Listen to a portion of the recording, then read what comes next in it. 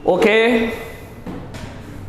जैसा कि मैंने आपको वेक्टर का lecture 1, lecture 2, lecture 3, lecture 4 lectures मैं ऑलरेडी आपको दे चुका हूं, यानी आप पढ़ भी चुके होंगे। और जो नहीं पढ़ा होगा प्लीज यार लेक्चर 1 ना भी पढ़े तो एटलीस्ट 2, 3, 4 तो जरूर पढ़ ले।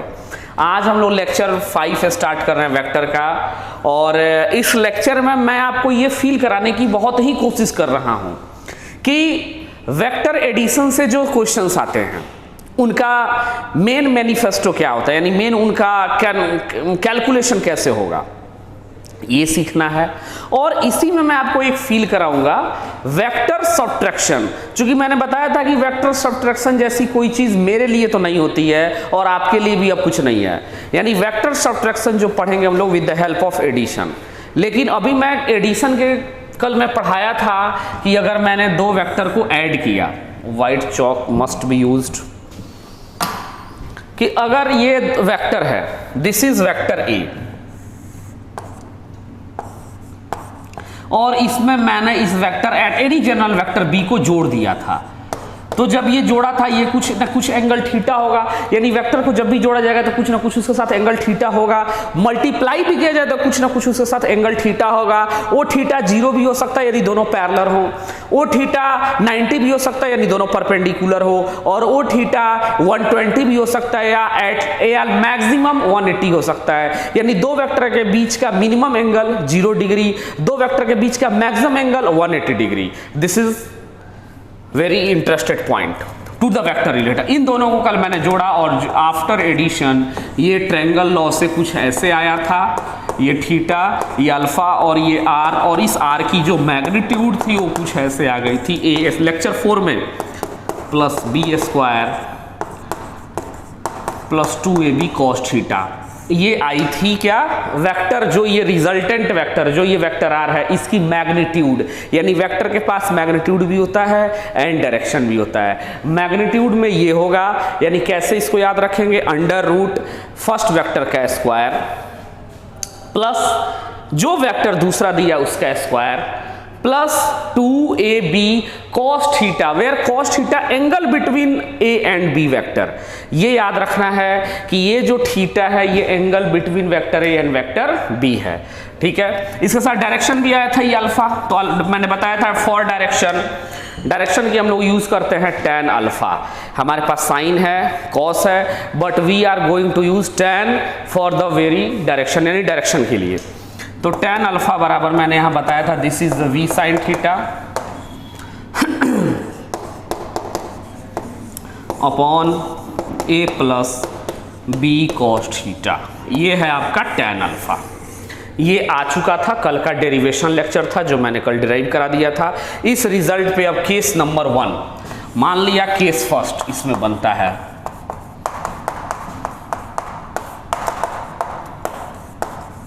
when angle between vector A and B is 0 degree, यानी अगर दो वेक्टर के बीच का एंगल यदि 0 डिग्री हो तो फिर उसको कैसे हम समझेंगे। तो अगर दोनों वेक्टर के बीच का एंगल 0 डिग्री हो तो they must parallel to each other, यानी अगर ये वेक्टर ये हुआ, ये वेक्टर बी हुआ, तो यहाँ पे थीटा बराबर 0 डिग्री। कोई दिक्कत इसमें? तो मैं क्या करूंगा अब इन दोनों का, फिर इन दोनों को यदि मैं जोड़ूं, यहाँ a प्लस बी को जोड़ूं, तो फिर एक मेरा रिजल्ट आएगा, there will be the result, and इस रिजल्टेंट की फिर मैग्नीट्यूड कितनी होगी, वही होगी जो मैं आपको पढ़ा चुका हूं, a square plus B square plus 2ab cos theta. कोई दिक्कत इसमें? अब cos थीटा यहाँ क्या है भाई, दोनों पैरेलल हैं, दोनों एक ही डायरेक्शन में हैं, दोनों के बीच का एंगल कितना होगा 0 डिग्री। cos थीटा के बदले मैं थीटा के बदले रखूंगा cos 0, यानी वहां पे 0 रखूंगा, तो cos 0 की वैल्यू कितनी होती है 1। याद रखना यार, cos 0 1 होती है, तो ये कुछ ऐसा दिखेगा, a square plus B square plus 2ab, और cos 0 कितना हो गया 1। तो ये देखो a square plus B square plus 2ab कुछ ऐसा लग रहा है a प्लस बी का होल स्क्वायर, जो पहले तुम पढ़ चुके हो। तो ये जो मॉड r होगा this will a plus B का होल स्क्वायर, ठीक है, मैंने कैलकुलेट कर लिया, नो प्रॉब्लम। आफ्टर कैलकुलेशन मेरे पास एक प्रॉब्लम यहाँ आ रही है, ये अंडर रूट में a प्लस बी का स्क्वायर है, तो इसको बाहर कैसे निकालेंगे? क्या प्लस माइनस करेंगे? नहीं, रूट में अगर कोई चीज हो, जैसे root x square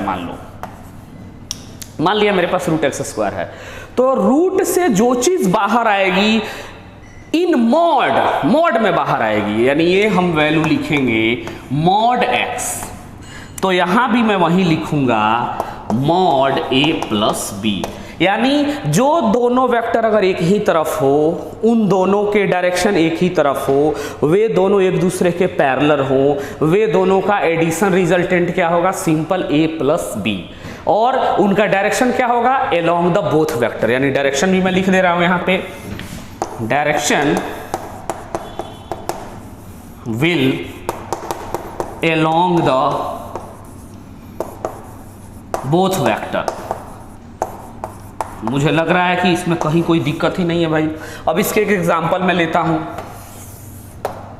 if vector A equals to, यानी इसका जो मॉड है वो 4 न्यूटन है, एंड वेक्टर बी जो इसका मॉड है 3 न्यूटन है, बोथ आर, क्वेश्चन ये दिया गया है, बोथ आर, बहुत आसान क्वेश्चन है, parallel to each other, both are parallel to each other, तो जो इसका रिजल्ट आएगा वो क्या आएगा भाई? सिंपल आएगा, दोनों अगर एक दूसरे के पैरेलल हैं, दोनों के बीच एंगल 0 है, तो दोनों एक ही डायरेक्शन में होंगे, तो रिजल्ट कितना आएगा? वेक्टर मॉड में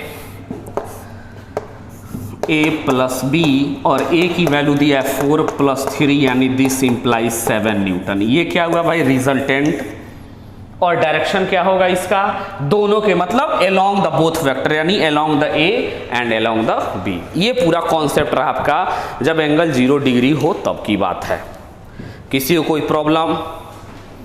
बिल्कुल प्रॉब्लम नहीं होनी चाहिए, बहुत ही बेसिक से मैं स्टार्ट किया हूं, और मैंने जो पहले कमिटमेंट किया हुआ है आपको लेक्चर्स में कि पूरी एससी वर्मा की जो सीट होगी, एससी वर्मा की जो बुक है, वो आपके तो नोटबुक में ही मैं करा दूंगा, उसके लिए तो आपको कोई टेंशन ही नहीं लेना है। यानी अब उससे ऊपर के जो क्वेश्चन है वो भी मैं आपको करा दूंगा, इसीलिए मैंने जो स्टार्ट किया है ना, बहुत बेसिक से स्टार्ट किया है। तो ये रहा जब angle between, case first complete है। कल मैंने वेक्टर का रिजल्ट पढ़ा दिया था, अगर दो वेक्टर को जोड़ोगे, एकदम याद रख लो इसको यार दिमाग में, if we add two vectors A and B then there will be the result, that result will also vector, and that vector having magnitude as well as direction, that magnitude is under root a square plus b square plus 2ab cos theta, and direction will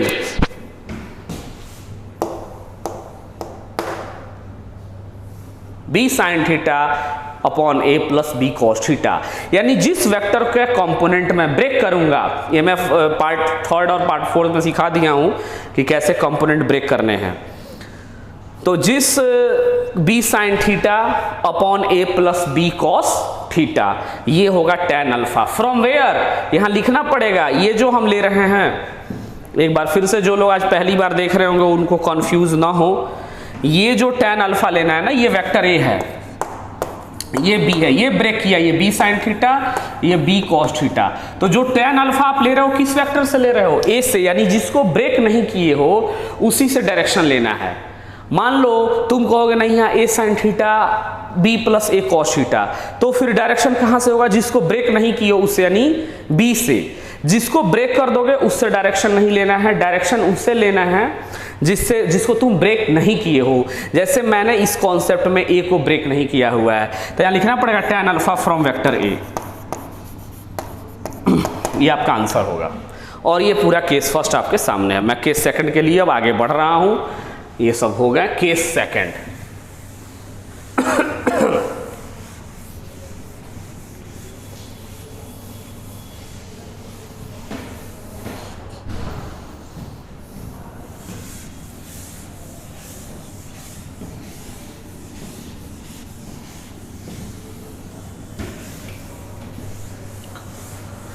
इसमें लोग बहुत अच्छे level के questions करेंगे, SC Verma के भी questions हैं, काफ़ी सारे क्वेश्चंस को हम लोग कवर करेंगे। केस सेकंड पे मैं आता हूं। केस सेकंड क्या कहता है?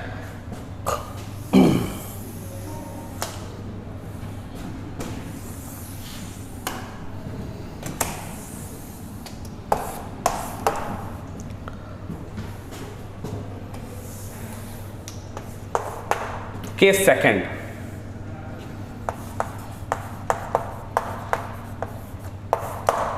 when angle between two vectors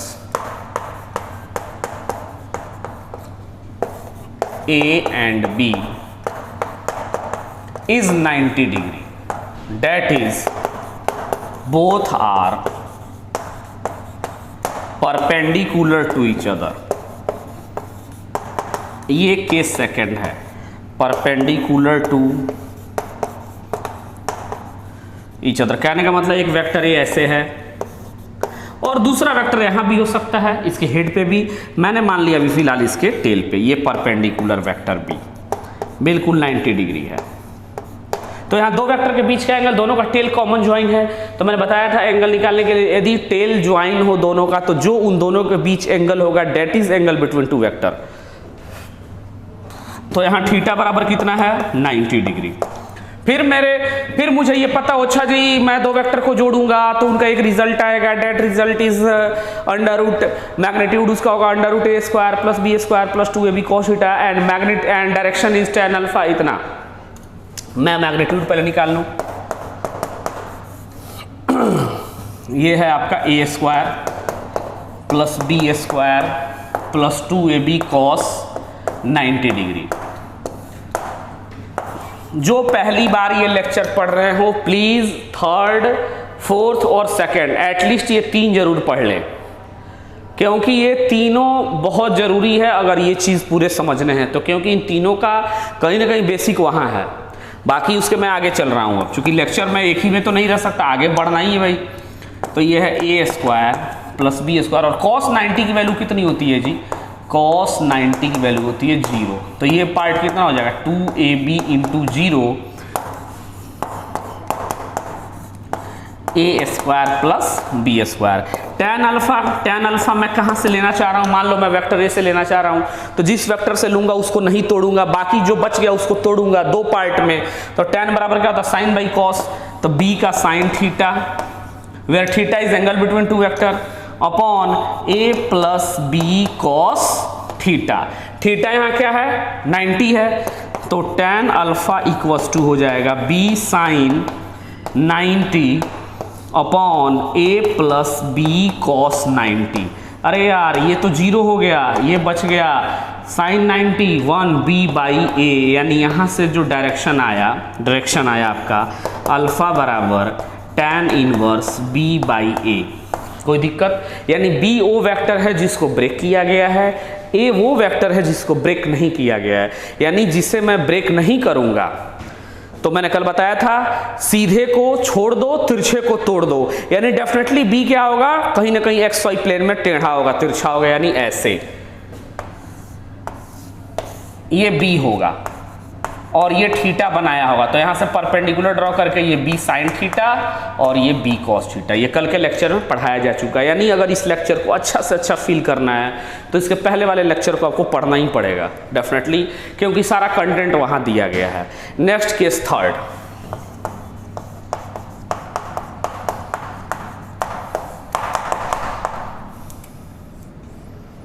if two vectors, यहां केवल वेक्टर्स की बात हो रही है, two vectors a and b are opposite to each other, that is angle between, अगर अपोजिट होंगे तो एंगल कितना होगा, angle between them is 180 degree, यानी एक वेक्टर इधर है a और एक वेक्टर इधर है आपका b, एंगल इन दोनों के बीच 180। आपको यही पढ़ने हैं पूरे साल भर, +1 में +2 में यही चीज़ें आपको पढ़नी है जो मैं यहाँ अभी पढ़ा रहा हूँ। बहुत ही बेसिक से मैं पढ़ा रहा हूँ, काफ़ी बेसिक है। अभी मैं तुरंत इसी लेक्चर में एडवांस लेवल पे चलूँगा थोड़ी देर बाद। तो देखो ये बस बने रहना है लास्ट तक, काफ़ी अच्छा मज़ा आने वाला है।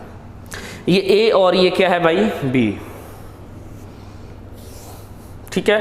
फिर वही चीज़ मुझे पता है कि अगर दोनों को जोड़ा जाए, दोनों को, चूंकि दोनों को जोड़ा ही जा रहा है वेक्टर A प्लस B, तो रिजल्ट आएगा that result under root a square plus B square plus 2ab cos theta लिख दो भाई, बस यही तुम्हें लिखना है, a square plus B square.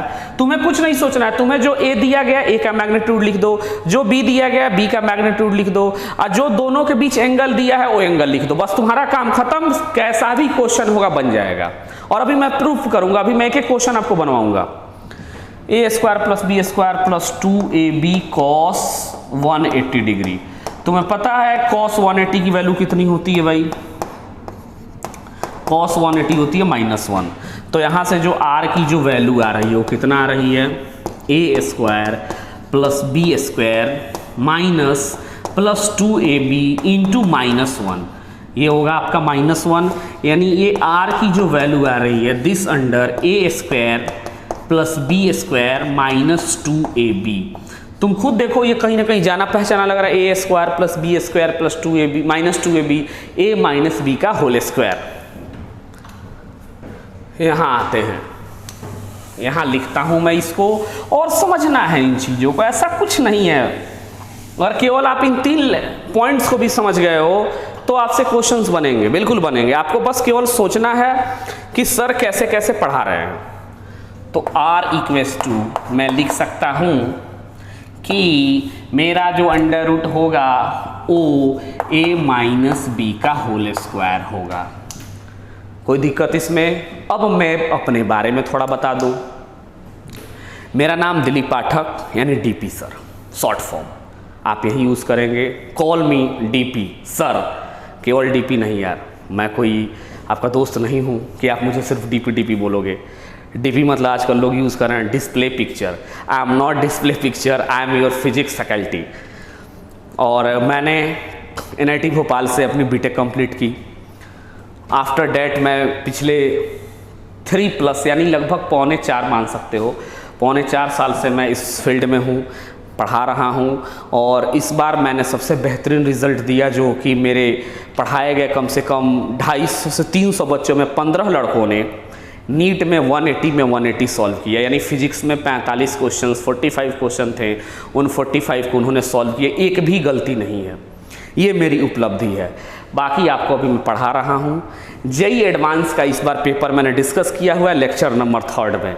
आप इसी वेक्टर के सीरीज में जब लेक्चर 3 पे जाएंगे तो वहाँ पे मेरे बारे में पता चलेगा कि मैं कौन हूँ, क्या मैं इतनी आसान पढ़ाने वाला हूँ या मैं आसान से टफ पे ले जाने वाला हूँ, ये आपको पता चलेगा। जो बच्चे जेईई एडवांस वाले हैं उनको ये बहुत आसान लग रहा होगा, बट डोंट बी हेजिटेट, अभी अच्छे अच्छे प्रॉब्लम आने वाले हैं।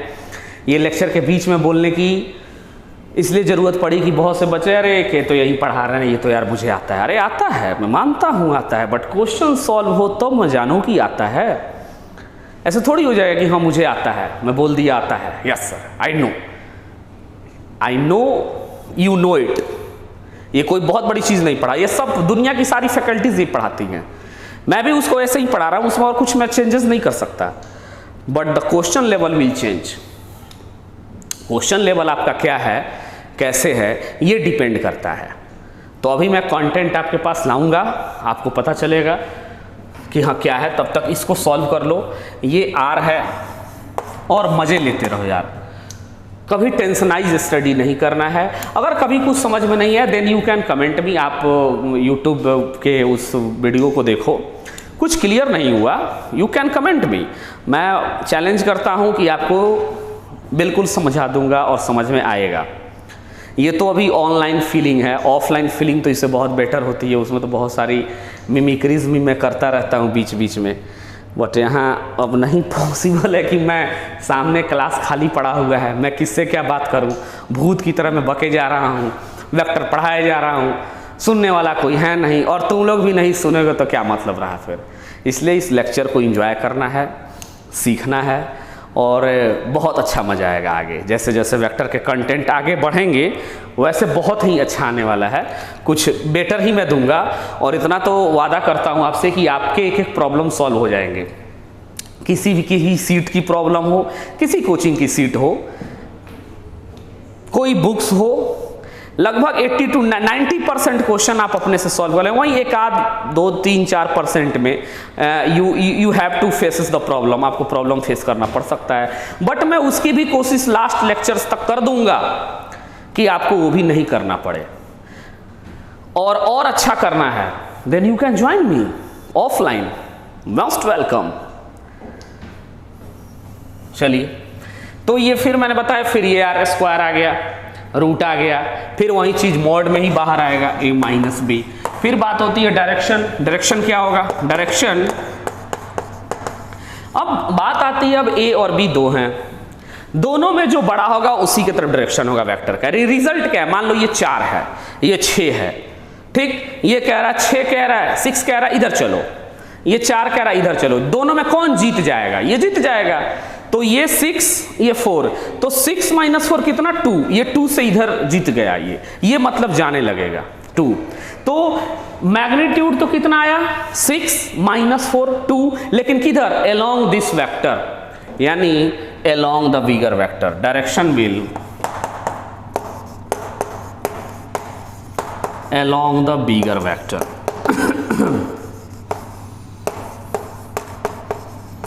ये पूरी सीरीज मैंने तीनों कर दी।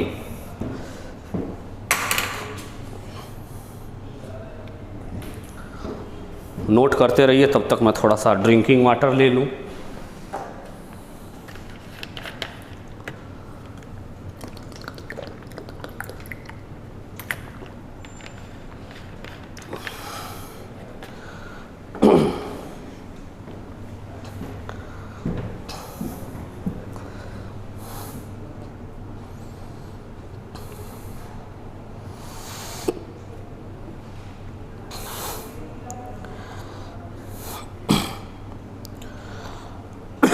चलिए, अब इसमें मैं एक बेसिक क्वेश्चन करा दूं पहले।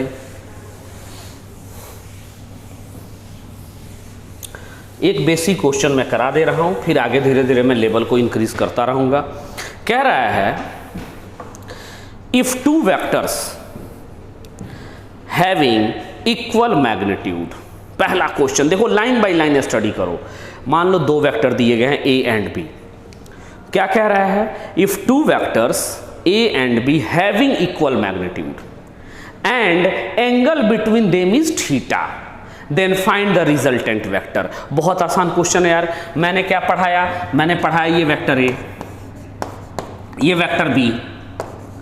अब उसने क्या कहा कि ये 2 वेक्टर हैं A और B, बट इसका मैग्नीट्यूड मान लो अगर A है तो इसका भी मैग्नीट्यूड कितना होगा भाई, ये भी A होगा, और अगर इनके बीच का एंगल थीटा है तो ये रिजल्टेंट कितना होगा। नोट डाउन कर लो यार प्लीज, क्वेश्चन को नोट डाउन कर लो कि इनका मैग्नेट मतलब इनका रिजल्टेंट कितना होगा, यानी रिजल्टेंट कितना होगा मतलब वो आपसे 2 चीजें पूछना चाहता है, एक मैग्नीट्यूड कितना होगा, एक डायरेक्शन कितना होगा।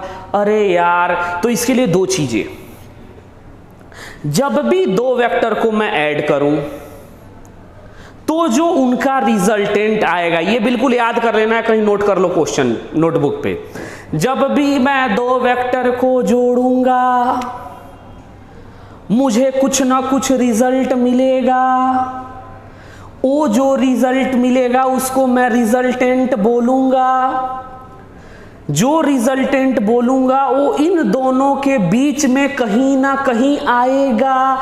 इसका मतलब ये है कि अगर 2 वेक्टर तुम ऐसे जोड़ो या 2 वेक्टर तुम ऐसे जोड़ो या 2 वेक्टर तुम ऐसे जोड़ो, जो रिजल्टेंट आएगा इन दोनों के बीच में कहीं ना कहीं आएगा। अगर ये A ये B तो ये R होगा, बीच में ही कहीं ना कहीं होगा। अगर ये A ये B तो ये R होगा, बीच में कहीं ना कहीं होगा।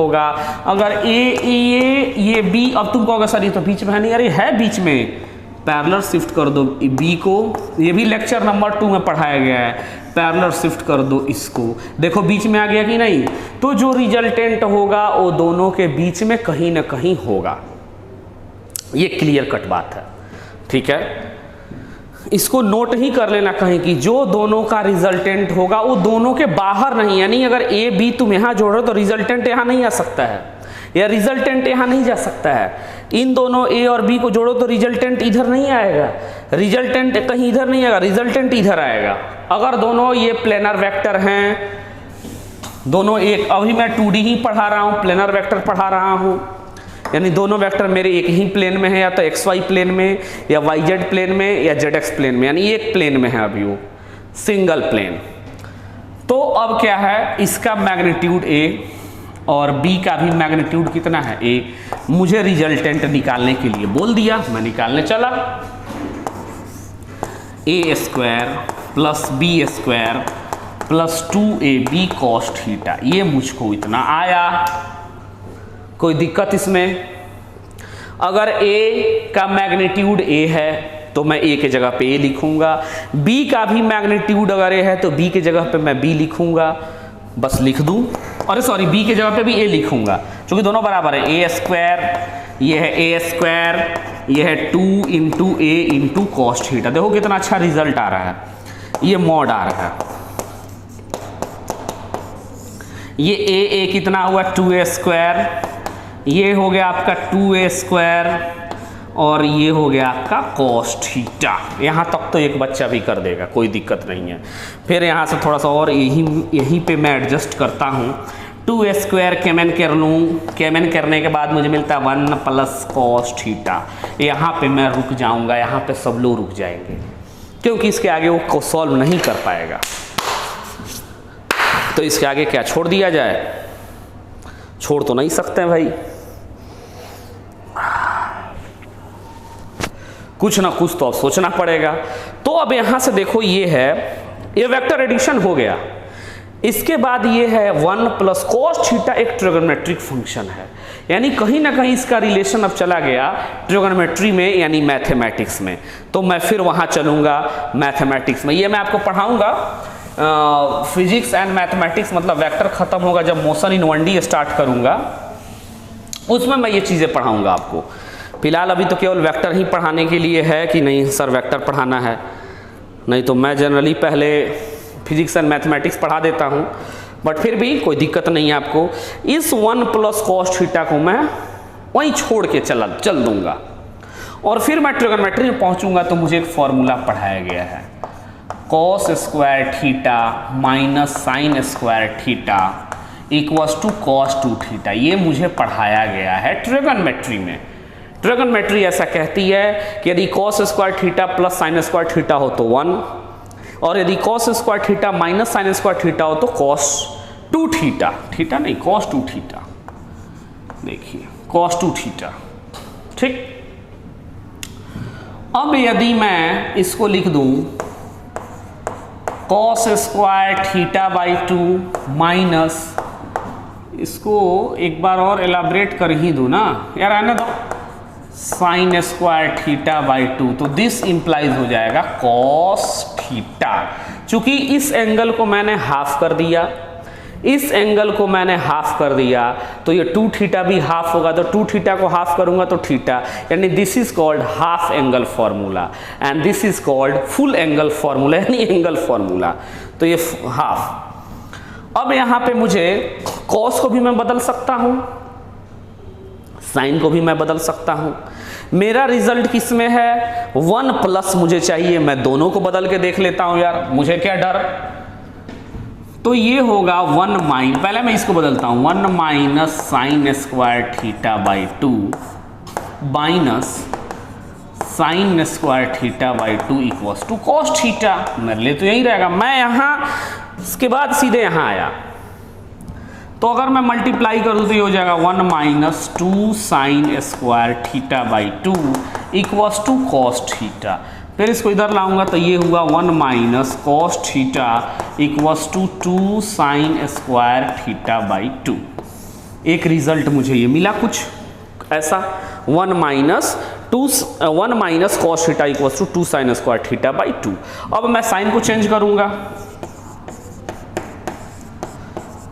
Cos square theta by 2 minus 1 minus cos square theta by 2, this implies cos theta. इतना आ गया। तो अगर मैं इसको अगर बदलूं तो ये होगा cos square theta by 2 minus 1 plus cos square theta by 2 equals to cos theta. कोई दिक्कत ही नहीं भाई, यहां तक क्लियर है सबको। बस इसी को मैंने बदल दिया, कॉस कॉस 2 कॉस, और इस माइनस को उधर ले आऊं तो ये है 1 प्लस कॉस थीटा। अरे यार ये भी 1 प्लस कॉस थीटा, ये भी 1 प्लस कॉस थीटा, तो क्या मैं उसके बदले लिख सकता हूं 2 कॉस स्क्वायर थीटा बाई 2? कर दो ना, कर दो ना तुम, कर दो ना, जल्दी से सॉल्व तुम कर दो ना, जल्दी से सॉल्व कर दो भाई, मुझे तो आंसर ला दो।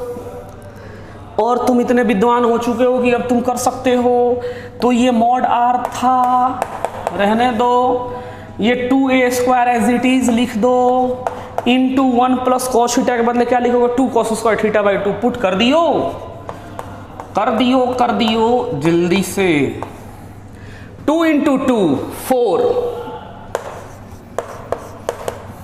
देखो 4a square cos square theta by 2। 4 का कितना आया भाई, 4 का आया 2a स्क्वायर का रूट, मतलब सब मॉड में आएगा, मैं मॉड हटा ही दे रहा हूं, मॉड लगा ही दो, मॉड a, और ये कितना आया कॉस थीटा बाई 2।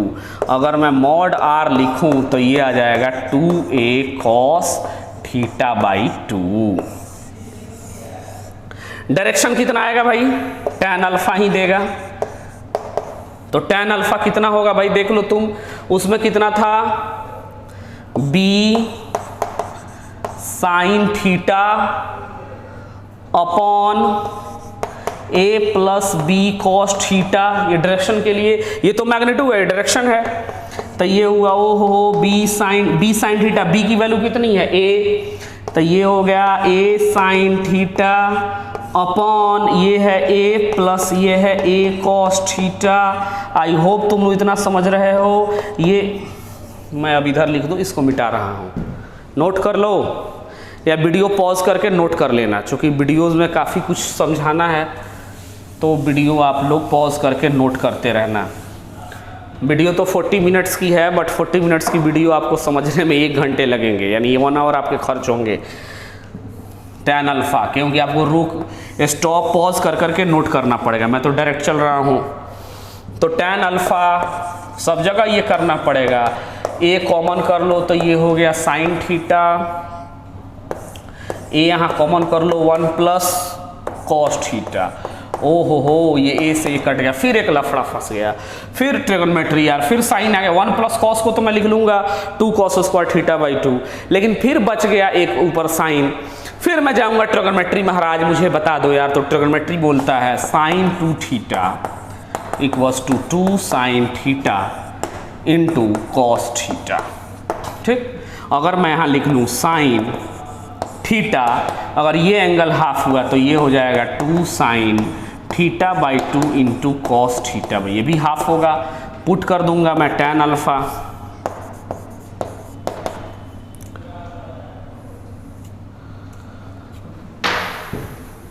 चौक ख़त्म है, इसको बदल लेने दो अब।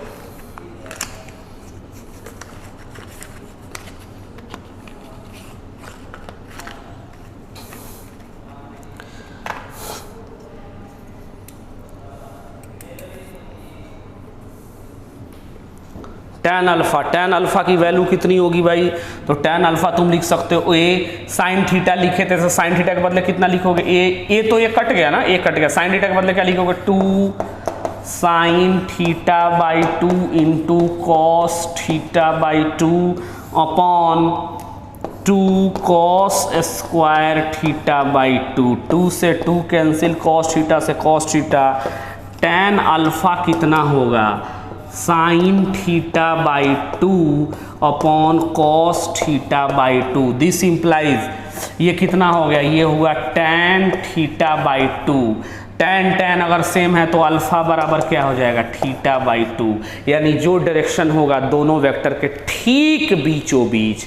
यानी अब चीज़ें क्लियर हैं, जब भी दो वेक्टर को जोड़ो रिजल्टेंट कहीं ना कहीं बीच में, लेकिन अगर दोनों के मैग्नीट्यूड बराबर इक्वल मैग्नीट्यूड तो रिजल्टेंट दोनों के बीच में, ठीक बीचों बीच। अब इसको एक एग्जांपल से समझो। जैसे मान लो वेक्टर ए दिया गया है, ये वेक्टर क्या, ये सर्कल से ही करो,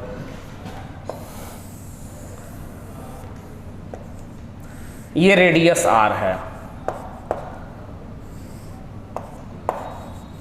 ये रेडियस r है, ये OA है, ये B है, ठीक है। Find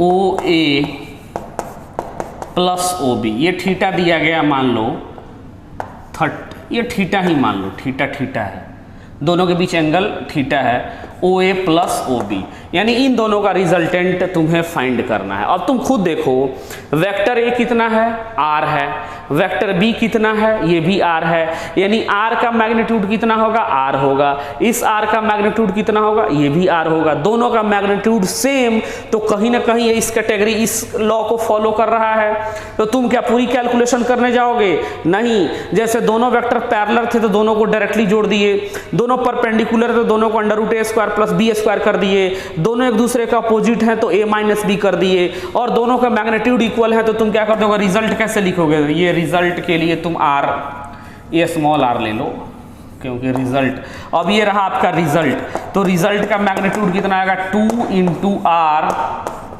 cos θ/2।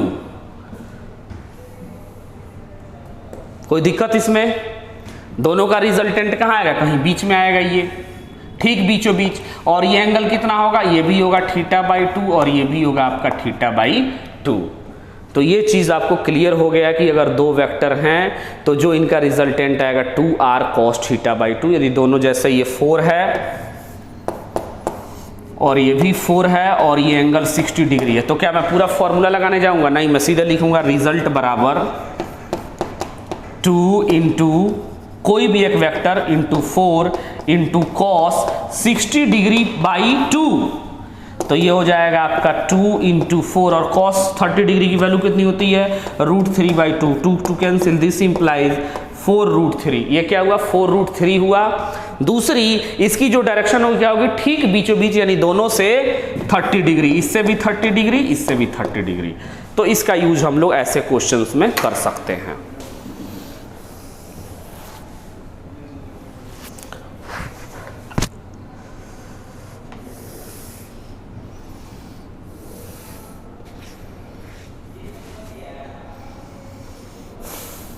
इसका यूज हम लोग कर सकते हैं।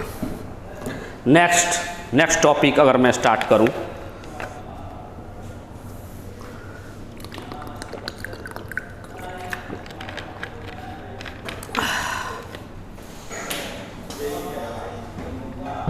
ये तो समझ में आया, ये दोनों वेक्टर अगर इक्वल रखते हो मैग्नीट्यूड, उनके बीच एंगल कुछ भी हो, दो वेक्टर है जैसे मान लो, इसे कैसा भी सवाल दे दे यार, कुछ भी कर ले, कुछ भी कर सकता है वो,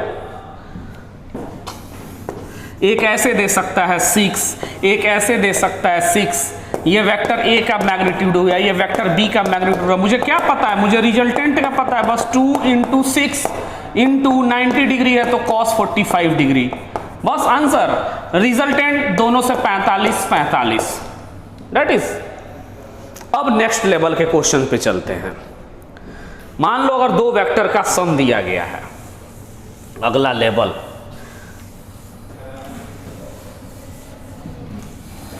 मैं बोला हूं एससी वर्मा आपके कंटेंट पूरे बोर्ड पे होंगे, तो आपके सच में पूरे बोर्ड पे एससी वर्मा का कंटेंट मैं रखते जा रहा हूं। आप लोग जब एससी वर्मा पढ़ेंगे तो आपको पता चलेगा कि हाँ है, सर झूठ नहीं कह रहे थे। अब मान लो दो वेक्टर हैं a प्लस बी, इनका जो मैग्नीट्यूड है a प्लस बी, ये 18 दिया गया है, यानी कहने का मतलब a प्लस बी की वैल्यू है 18, लिख लो, magnitude, sum of magnitude of two vectors a and b is 18, ठीक। देयर रिजल्टेंट इज 12, यानी इनको जोड़ने के बाद, यानी वेक्टर a प्लस बी को जो रिजल्टेंट जो आएगा, इस रिजल्टेंट की मैग्नीट्यूड दिया गया है 12, यानी मैग्नीट्यूड ऑफ रिजल्टेंट इज 12, ठीक। नेक्स्ट कह रहा है this resultant is perpendicular to any one of them, मतलब ये जो रिजल्टेंट है दोनों में से किसी एक पे परपेंडिकुलर है, then find the vector A and B, यही क्वेश्चन है। Then find the magnitude of vector, यानी सवाल समझो फिर से, टू वेक्टर्स हैं, टू वेक्टर्स रहने दो, उन दोनों ए एंड बी हैं, ए एंड बी हैं, दोनों को मान लो, ठीक है मैंने मान लिया। दोनों के मैग्नीट्यूड, मैग्नीट्यूड मतलब एक वेक्टर ए का मैग्नीट्यूड ए, वेक्टर बी का मैग्नीट्यूड बी, ए प्लस बी कितना है 18 और रिजल्टेंट कितना दिया गया 12। जो रिजल्टेंट है वो किसी एक के परपेंडिकुलर है, तो सॉल्व कर दो ना यार, कितना टाइम लगेगा यार, बिल्कुल बहुत आसान है भाई, बहुत आसान। देखो देखो देखो, मुझे तो मजा आ गया है, ए वेक्टर है, ठीक, ये भाई साहब मान लो बी वेक्टर है, रिजल्टेंट जो है किसी एक के परपेंडिकुलर है। कैसे ड्रॉ कर देंगे यार परपेंडिकुलर, चूंकि वेक्टर के जोड़ने के दो लॉ मैंने बताए हैं, आइदर पैरालेलोग्राम या आइदर ट्रायंगल। तो कैसे करेंगे, तो थोड़ा सा लॉजिक भी मुझे लगाना है ना, मुझे लॉजिकल चलना है। वो किसी एक वेक्टर के परपेंडिकुलर है, या तो बी के परपेंडिकुलर हो सकता है या वो ए के परपेंडिकुलर हो सकता है। तो मैं पहले ये करा दूं कि अगर दोनों को जोड़ोगे तो परपेंडिकुलर कैसे शिफ्ट होगा। इसको दो तीन तरीके से कर सकते हो, बट मैं सबसे आसान तरीका बता दे रहा हूँ, geometry method. This is called geometry method. बाकी और जगह बुक में आप जाएंगे तो सॉल्व किया है पता ना किस किस मेथड से, ये क्वेश्चन कई सारे बुक में दिए गए हैं, बट ज्योमेट्री मेथड से इसको सॉल्व करना है। कैसे करेंगे, तो इसको आगे बढ़ा दो, ये आपका रिजल्टेंट है। अब ये ए वेक्टर की लाइन यही है ना, तो ये आपका मान लीजिए वेक्टर ए ये हो गया, और इसको डॉटेड डॉटेड कर दीजिए। ये आपकी वेक्टर बी हो गई, दोनों के टेल एक जगह ज्वाइंट भी हो गए। ये आपकी रिजल्टेंट हो गई आर।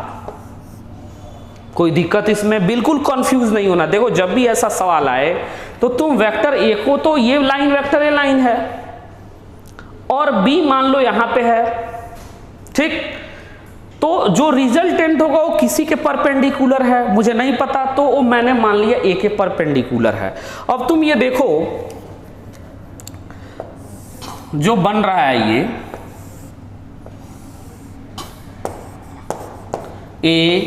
ये बी और ये कितना बन रहा है आर, ये हो गया आपका परपेंडिकुलर। अब तुम कहोगे कि सर रिजल्टेंट तो इसमें बीच में नहीं है। अरे अभी भी बीच में है भाई, बिल्कुल बीच में है, तुम बनाओ तो। ये देखो ये वेक्टर ए है तो यहां से पैरेलल शिफ्ट कर दो वेक्टर बी, ये हुआ वेक्टर ए। क्या ये बीच में नहीं आ रहा है, ए और बी के बीच में, ठीक बीचों बीच यहाँ कभी भी आएगा, बीच में ही आएगा, रिजल्टेंट दोनों से बाहर जा ही नहीं सकता है। हाँ अब ये मुझे देखना है कि वो पैरालेलोग्राम में है कि ट्रायंगल में है। ट्रायंगल में नहीं दिखाई दे रहा है यहाँ पे, लेकिन मैंने पढ़ाया है लेक्चर नंबर 2 में कि law of triangle and law of parallelogram both are equal. तो जब दोनों इक्वल हैं तो क्या दिक्कत है भाई, इस ट्रायंगल को मैं पैरालेलोग्राम बना दिया, मुझे बीच में दिखने लगा। हो सकता है किसी किसी क्वेश्चन में वो बीच में ना दिखे, इसका मतलब ये नहीं कि बीच में नहीं होगा, बीच में ही कहीं ना कहीं होना है। अब या तो ट्रायंगल में नहीं दिख रहा हो तो पैरालेलोग्राम में दिखेगा, और दिख भी रहा है। तो तुम अगर इसे मैं अब इतना इरेज कर दूं, मुझे एक राइट एंगल ट्रायंगल दिख रहा है, और राइट एंगल ट्रायंगल में ये एंगल बन जाएगा अल्फा ना, सॉरी ये थीटा बनेगा, थीटा मान लिया। थीटा के ठीक सामने परपेंडिकुलर और थीटा से जो डायरेक्ट कनेक्टेड हो बेस, ये और 90 डिग्री के सामने हाइपोटेनस। तो ये कहता है B square equals to A square plus R square. मुझे पता है ए प्लस बी की वैल्यू 18 है, यानी ये सबसे आसान मेथड है, इससे आसान मेथड आप नहीं सोच सकते हो। जो मैं पढ़ा रहा हूं this is one of the easiest method, आप कहीं भी चेक कर सकते हैं, ये सबसे आसान मेथड है। बाकी इसका एक और मेथड है जो थोड़ा सा क्रिटिकल है, लेकिन ये कोई भी सोच सकता है कि हाँ भाई ए है तो ए पे परपेंडिकुलर ऐसे ही जाएगा ना, अगर ए ऐसे है तो आर ऐसे जाएगा। बच गया बी, वो यहां से यहां चला जाएगा, ए प्लस बी। तो अगर यहां से मैं बी की वैल्यू निकाल लूं तो ये आएगा 18 माइनस ए, यहां मैं रख दिया 18 माइनस ए का होल स्क्वायर, ये हो जाएगा आपका ए स्क्वायर, और रिजल्टेंट दिया गया 12 स्क्वायर, ये हो जाएगा 324 कहोगे सर याद कर लिए हैं। हाँ भाई याद कर लिया हूँ। -36a ये आएगा a स्क्वायर प्लस 144। देखो ये कटिंग कटिंग हो गया और ये उधर जाएगा, ये आएगा आपका 318। ठीक है भाई, ये हो गया आपका 324, सही है ना। 36 a स्क्वायर -36 है, ठीक है। a square plus r square a square, ठीक है, सही है। 324 -144 ये आ जाएगा 36a। कर लो यार 0, ये आ गया आपका 8, ये 1, ये आया 36a। मुझे लग रहा है इसकी वैल्यू a 36 5 में जाएगा। हाँ 5, यानी a की वैल्यू कितनी हो गई 5, तो b की वैल्यू कितनी हो गई 13 हो गया यार। इतना लेंदी क्वेश्चन तुमने इतनी आसानी से सॉल्व कर लिया। इसको लोग और तरीके से कैसे सॉल्व करते हैं, वो कहते हैं भाई मान लो, वो भी मैं मेथड बता दे रहा हूँ। मान लो ये वेक्टर, लेकिन ये सीखना नहीं है। वेक्टर a, ये वेक्टर b, ये वेक्टर r मान लिया गया। ये रिजल्ट, ये r है तो ये 90 डिग्री बन रहा है, तो कहते हैं tan 90 इक्वल्स टू होता है b sine theta upon a plus b cos theta. थोड़ा सा ये लेंदी प्रोसेस हो जाता है कैलकुलेशन से लेके। तो tan 90 की वैल्यू होती है इनफाइनाइट, तो ये b साइन थीटा बराबर क्या हो जाएगा a प्लस b। ये बुकीस मेथड है, बुकीस method, a plus b cos theta.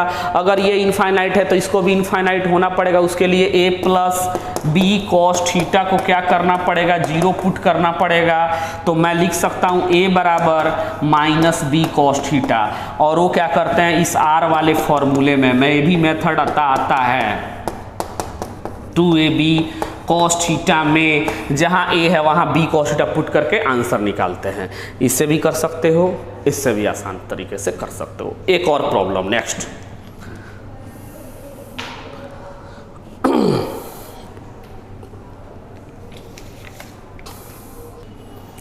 ठीक है, तो आज इतना काफ़ी, आई होप इतना पढ़ो। इसके बाद कुछ और प्रॉब्लम्स हैं जो एडवांस लेवल के हैं, जिनको मैं आपको कल के लेक्चर में कराऊंगा, यानी लेक्चर नंबर 6 में कराऊंगा। उसमें बहुत इससे भी इंटरेस्टेड प्रॉब्लम कल होंगे। आज तो जो हुआ बट इससे भी इंटरेस्टेड प्रॉब्लम कल होंगे। ओके, मैं कल मिलता हूं। Okay bye, take care. और फिर से मैं अपने बारे में कह रहा हूं कि भाई अगर फिजिक्स की अच्छी फ्लेवर टेस्ट करनी है, जैसे आप लोग जाते हैं मैंगो शेक पीते हैं, जूस पीते हैं, अनार का जूस पीते हैं, पपाया शेक पीते हैं, बनाना शेक पीते हैं, अलग अलग स्टॉल पे पीते हैं, हल्दीराम का भुजिया खाते हैं, इसका तो इसका भी अगर फ्लेवर टेस्ट करना है then you must join the offline. बहुत ही इंटरेस्ट आने वाला है। और इस साल हम लोग कुछ बहुत अच्छा धमाल करेंगे कि अभी जो बच्चे हैं यहाँ ऑफलाइन में, they are totally taking interest. और क्वेश्चन बनने की पूरी गारंटी, नहीं बने टॉक टू मी। ओके, यहीं पे मैं अब लेक्चर एंड कर रहा हूँ। Okay bye.